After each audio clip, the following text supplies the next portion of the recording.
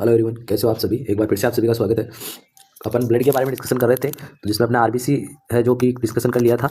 आज अपन डिस्कसन करेंगे डब्ल्यूबीसी के बारे में। डब्ल्यूबीसी की फुल फॉर्म होती है वाइट ब्लड सेल्स के बारे में। डब्ल्यूबीसी के जितने भी क्वेश्चन है पीआर यादव के, वो आज अपन इसमें डिस्कशन करेंगे। तो आज का जो आपका पहला क्वेश्चन रहेगा वो है, which of the following result of the lab test will be significant to the diagnosis as a disorder. यानी कि जो आपके ऑप्शंस के अंदर जो लैब रिजल्ट्स दिए हुए हैं, उनमें से कौन सा लैब का रिजल्ट है वो सिग्निफिकेंट करता है किसी डिसऑर्डर के डायग्नोसिस को, ये पूछा गया है। तो इसमें सबसे पहला ऑप्शन आपका रहेगा आरबीसी, जो कि 4.5 से 5 मिलियन पर क्यूब एमएम, हीमोग्लोबिन 13 से 14 ग्राम पर डेसीलीटर, प्लेटलेट्स हैं वो 2.2 लाख से लेके 5 लाख तक, डब्ल्यूबीसी 12,000 से 13,000 क्यूब एमएम। ये आपके ऑप्शंस हैं। तो आपको इसमें से वो ऑप्शन चूज करना है जो कि एक बीमारी को डायग्नोस करता है। तो जो आरबीसी है वो है जो कि नॉर्मल रेंज में है, 4.5 से 5 मिलियन पर क्यूब एमएम। हीमोग्लोबिन है वो भी लगभग नॉर्मल रेंज में। प्लेटलेट्स है वो भी नॉर्मल रेंज में है। तो ये भी तीनों हो गया। डब्ल्यूबीसी है वो 12,000 से 13,000, ये इस रेंज में होती है। तो ये क्या है, कैसा है ये डब्ल्यूबीसी का जो नॉर्मल जो काउंट होता है वो होता है आपका 4,000 से लेके 11,000 तक। ठीक है, तो ये होती है डब्ल्यूबीसी की नॉर्मल रेंज। तो यहाँ पे जो 12,000 से लेकर 13,000 दे रखा है, तो ये क्या है, इंक्रीज है। यानी कि जो डब्ल्यूबीसी का लेवल है वो क्या है, इंक्रीज है। तो इसका राइट आंसर हो जाएगा डी ऑप्शन, क्योंकि ये किसी डिसऑर्डर को इंडिकेट करती है, क्योंकि यहाँ पे क्या है, डब्ल्यूबीसी क्या है, बढ़ी हुई है। ठीक है, अब अपन देखते हैं नॉर्मल डब्ल्यूबीसी 4,000 से 11,000 क्यूब एमएम, ये मैंने बता दिया आपको। इंक्रीज डब्ल्यूबीसी काउंट, यानी कि जो डब्ल्यूबीसी का काउंट इंक्रीज होता है तो वो क्या इंडिकेट करता है, वो क्या करता है, या तो इन्फेक्शन को इंडिकेट करता है या इन्फ्लामेशन को इंडिकेट करता है। यानी कि बॉडी के अंदर या तो किसी प्रकार का इन्फेक्शन है या फिर इन्फ्लामेशन हो चुका है। ठीक है, फिर नेक्स्ट अगला क्वेश्चन आपका, which of the following polymorphonuclear leukocyte, यानी कि इनमें से कौन सी जो ल्यूकोसाइट है वो पॉलीमॉर्फोन्यूक्लियर टाइप की है। तो इसमें ऑप्शन है आपके न्यूट्रोफिल्स है, या ईसिनोफिल्स है, या बेसोफिल्स है, या मोनोसाइट है। तो पॉलीमॉर्फोन्यूक्लियर टाइप की जो ल्यूकोसाइट है वो आपका जो राइट आंसर हो जाएगा न्यूट्रोफिल्स है। इसका ए ऑप्शन है वो इसका राइट आंसर हो जाएगा। ठीक है, जो इसको ओल्डर जो न्यूट्रोफिल्स जो होती है उसको अपन किसके नाम से जानते हैं, पॉलीमॉर्फोन्यूक्लियर ल्यूकोसाइट्स के नाम से जानते हैं, क्योंकि इसके अंदर क्या होता है, मेन्यू न्यूक्लियर लोब है वो प्रेजेंट होती है, जो कि काउंट में 2 से 5 लोब हो सकती है। ठीक है, यानी कि ओल्ड टाइप की जो न्यूट्रोफिल्स है ना, उसको अपन पॉलीमॉर्फोन्यूक्लियर ल्यूकोसाइट के नाम से जानते हैं, क्योंकि इसमें क्या प्रेजेंट होते हैं, many type of nuclear lobe जो है उसमें प्रेजेंट होते हैं। और जो यंगर टाइप की जो न्यूट्रोफिल्स होती है ना, उसको अपन बैंड्स के नाम से जानते हैं। किसके नाम से जानते हैं, बैंड्स के नाम से जानते हैं, क्योंकि इसके अंदर है ना जो न्यूक्लियस है वो किस किस शेप के पाए जाते हैं, रोड शेप के जो न्यूक्लियस है वो इस रोड शेप के में दिखाई देते हैं। तो इसको अपन बैंड के नाम से जानते हैं, किसको, यंगर जो न्यूट्रोफिल्स होती है उसको। ठीक है, ओल्डर न्यूट्रोफिल्स को अपन पॉलीमॉर्फोन्यूक्लियर ल्यूकोसाइट के नाम से जानते हैं, क्योंकि जो न्यूक्लियर लोब है ना इसमें वो 2 से 5 लोब्स इसमें प्रेजेंट होते हैं, मैनी लोब्स इसमें क्या होते हैं, प्रेजेंट होते हैं। फिर नेक्स्ट अगला क्वेश्चन है, cell with a horse shoe shaped nucleus, यानी कि ऐसी कौन सी सेल है जो कि हॉर्स शू शेप जो न्यूक्लियस है वो प्रेजेंट होता है, एंड अबंडेंट साइटोप्लाज्म, जो कि साइटोप्लाज्म में अबंडेंट होता है, इन ए पेरिफेरल ब्लड स्मेयर के अंदर सबसे ज्यादा पाया जाता है। उसको अपन क्या बोलते हैं, न्यूट्रोफिल्स बोलते हैं, मोनोसाइट बोलते हैं, लिम्फोसाइट बोलते हैं, या एसिनोफिल्स बोलते हैं। तो जो हॉर्स शूज टाइप का जो न्यूक्लियस है वो मोनोसाइट में पाया जाता है, और मोनोसाइट है वो मोस्ट अबंडेंट टाइप में भी पाया जाता है। ठीक है, तो monocyte is the largest monocyte है वो लार्जेस्ट डब्ल्यूबीसी है। ठीक है, जो कि इसका डायमीटर जो होता है वो होता है 14 से 18 माइक्रोमीटर इसका डायमीटर होता है। It content usually kidney shaped और हॉर्स शू शेप्ड न्यूक्लियस। इसमें किस प्रकार का न्यूक्लियस पाया जाता है, किडनी शेप का, और एक हॉर्स शू शेप का न्यूक्लियस इसमें प्रेजेंट होता है। ठीक है, फिर नेक्स्ट अपना अगली जो क्वेश्चन है वो है, irregular nuclei. Irregular nuclei are present in, यानी कि जो इरेगुलर न्यूक्लियाई है वो किस में प्रेजेंट होती है, न्यूट्रोफिल्स में होती है, बेसोफिल्स में होता है, एसिनोफिल्स में होता है, या मोनोसाइट में होता है। तो इरेगुलर जो न्यूक्लियाई है वो बेसोफिल्स में प्रेजेंट होती है। तो बी ऑप्शन है इसका, वो हो जाएगा आपका राइट आंसर। जो पिछले वाला का था वो बी ऑप्शन, उसका भी पिछले वाले का मोनोसाइट था। और इसका आपका जो इरेगुलर न्यूक्लियाई है वो किस में पाया जाता है, बेसोफिल्स में पाया जाता है। तो इसका राइट आंसर आपका बी ऑप्शन हो जाएगा। फिर नेक्स्ट अपन अगला क्वेश्चन देखते हैं, पेशेंट विथ प्रोलॉन्ग्ड न्यूट्रोपीनिया, यानी कि उसको क्या है, प्रोलॉन्ग न्यूट्रोपीनिया है more than 10 days, are at risk for which infection, वो कौन से इन्फेक्शन के रिस्क पे रहेगा, क्योंकि उसको क्या है, प्रोलॉन्ग्ड न्यूट्रोपीनिया की कंडीशन है, जो कि कौन सी जो इन्फेक्शन है उसके रिस्क पे रहेगा। फर्स्ट ऑप्शन है herpes सिम्प्लेक्स रीएक्टिवेशन के रिस्क पे रहेगा, या निमोसिस्टिक कैरिनी इन्फेक्शन के रूप में रहेगा, या ओरल कैंडिडियल इन्फेक्शन के रूप में, या ट्यूबरक्लोसिस के इन्फेक्शन के रिस्क में रहेगा। तो जो इसका आपका राइट आंसर हो जाएगा ये निमोसिस्टिक जो कैरिनी इन्फेक्शन है उसके जो रिस्क में रहेगा, तो बी ऑप्शन है वो इसका राइट आंसर हो जाएगा। न्यूट्रोपीनिया क्या होता है, इसमें neutropenia means presence of an abnormally low number of neutrophils in blood, यानी कि जो न्यूट्रोफिल्स जो होती है उनका लो लेवल ब्लड के अंदर, अबनॉर्मली लो लेवल ब्लड के अंदर पाया जाना क्या कहलाता है, न्यूट्रोपीनिया कहलाता है। ठीक है, कि लेस देन 1500 से 2000 पर माइक्रोलीटर ये इसमें हो जाती है काउंट, यानी कि 1500 से नीचे इसमें ये न्यूट्रोफिल्स का काउंट है वो हो जाता है। फिर देखते हैं severe low level of neutrophils pre dispose patient in infection, यानी कि अगर सीवियर अगर लो है लेवल न्यूट्रोफिल्स का तो वो क्या प्री डिस्पोज करता है कि पेशेंट है वो किसी प्रकार के इन्फेक्शन से प्रोन है या इन्फेक्शन इसमें हो चुका है। फिर नेक्स्ट अपन देखते हैं कि जो निमोसिस्टिक जो केरेनी वाला है, निमोसिस्टिक जीरोवेसी है, निमोसिस्टिक केरेनी है, ये क्या होता है, एक प्रकार का अपॉर्चुनिस्टिक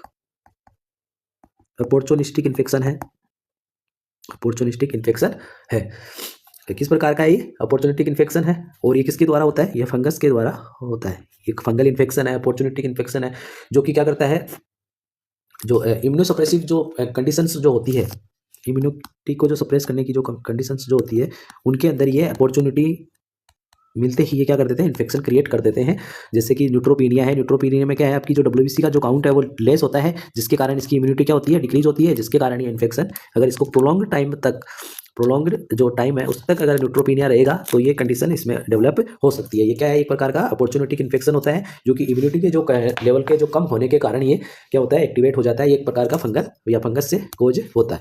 ठीक है, ये आपका क्वेश्चन का आंसर था। फिर नेक्स्ट अगला क्वेश्चन आपका है व्हाइट ब्लड सेल एक्ट, यानी कि डब्ल्यूबीसी है वो क्या करती है, as a defense against infection, यानी कि वो इन्फेक्शन के अगेंस्ट डिफेंस शो करती है, या as a source of energy, यानी कि एनर्जी का सोर्स है, फॉर क्लोटिंग ब्लड या ब्लड क्लोट में हेल्प करती है, as a medium for oxygen transport from lungs to tissue, यानी कि ये लंग्स से टिश्यू तक ऑक्सीजन ट्रांसफर करने का मीडियम होता है। तो डब्ल्यूबीसी क्या काम करती है, ये तो आप सभी को पता होना चाहिए। डब्ल्यूबीसी नॉर्मल है, जो डब्ल्यूबीसी होती है वो क्या करती है, अपने जो डिफेंस पावर है उसको बनाए रखता है, इन्फेक्शन के अगेंस्ट ये काम करती है। तो इसका राइट आंसर हो जाएगा A option.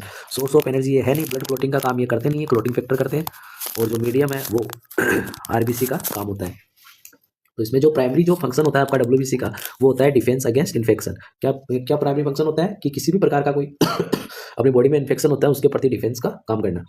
They not only destroy और न्यूट्रलाइज द ऑर्गेनिज्म, ये क्या केवल ये डिस्ट्रॉय और न्यूट्रलाइज नहीं करते हैं ऑर्गेनिज्म को, बट आल्सो एक्ट एज स्कारवेज, यानी कि ये एक प्रकार से स्कैवेंजर के रूप में भी ये काम करते हैं, स्कैवेंजर के रूप में, या एंग्लिफिक डैमेज्ड सेल बाय फेगोसाइटोसिस, यानी कि ये क्या करते हैं, ये डिस्ट्रॉय ही नहीं करते हैं बल्कि इसके साथ साथ ये स्कैवेंजर और एनगल्फ करते हैं और उसकी जो सेल वॉल है उसको डैमेज करके ये फेगोसाइटोसिस का काम भी करते हैं। ठीक है, और जो डब्ल्यूबीसी होती है उसका जो मूवमेंट है ना, वो डब्ल्यूबीसी का जो मूवमेंट है वो डायरेक्टेड होता है बाई केमिकल्स, यानी किसके द्वारा डायरेक्टेड होता है, केमिकल के द्वारा ये क्या होता है, डायरेक्टेड होता है, जो कि जो इंजर्ड जो सेल है उसके द्वारा क्या किया जाता है, रिलीज किया जाता है। ठीक है, इसको अपन इस प्रोसेस को अपन किस नाम से जानते हैं, कीमोटेक्सिस के नाम से इसको जानते हैं, कीमोटेक्सिस के नाम से जानते हैं इस प्रोसेस को। यानी कि जो डब्ल्यूबीसी है वो डायरेक्टेड किसके द्वारा होता है, केमिकल्स के द्वारा डायरेक्टेड होते हैं, क्योंकि ये कहाँ से रिलीज होता है केमिकल, ये जो अपनी इंजर्ड जो सेल्स होती है वहाँ से ये केमिकल रिलीज होते हैं, जिसके द्वारा ये डब्ल्यूबीसी का मूवमेंट होता है, और इस प्रोसेस को अपन किसके नाम से जानते हैं, कीमोटेक्सिस के नाम से इसको जानते हैं। ठीक है, फिर नेक्स्ट आपका अगला क्वेश्चन जो रहेगा, which among the following do the phagocytic action, यानी कि इनमें से कौन सा है जो कि फेगोसाइटिक का जो एक्शन है वो शो करता है। तो एसिनोफिल्स है, पोलीमॉर्फ्स है, बेसोफिल्स है, न्यूट्रोफिल्स है, इनमें से कौन सा है जो कि फेगोसाइटिक एक्शन काम करता है। तो जो फेगोसाइटिक एक्शन कौन सा करता है आपका, जो न्यूट्रोफिल्स है वो फेगोसाइटिक एक्शन करता है, तो डी ऑप्शन है इसका आपका राइट आंसर हो जाएगा।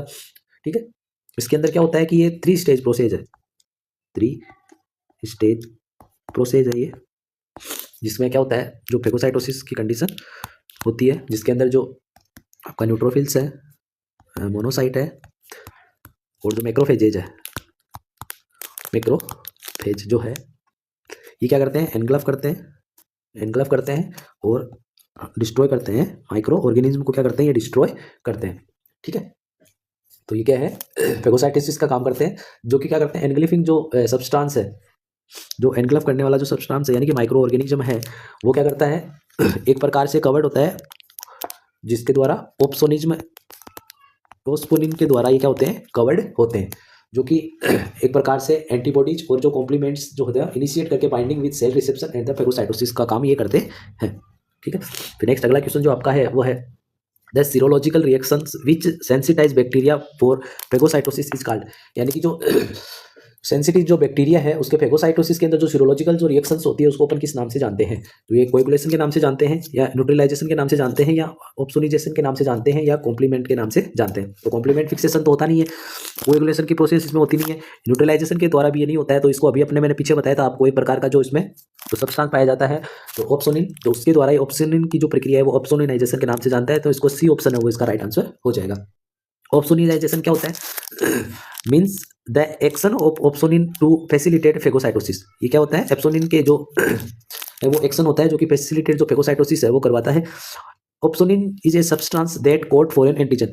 ये क्या करता है? एक प्रकार का सब्सटेंस होता है जो कि जो फॉरेन एंटीजन जो होता है माइक्रो ऑर्गेनिज्म होता है उस पर एक प्रकार की कोड बना लेता है, यानी लेयर बना लेता है, and making them more susceptible to, जिससे कि क्या होता है कि इसको बना ले कोड बनाने के बाद ये क्या कर देता है, इसको ससेप्टिबल बना देता है मोर फेगोसाइटोसिस की क्रिया के लिए। तो इसके द्वारा इसमें क्या होता है? फेगोसाइटोसिस होता है। तो इस प्रक्रिया को अपन किसके नाम से जानते हैं? एप्सोनाइजेशन के नाम से जानते हैं।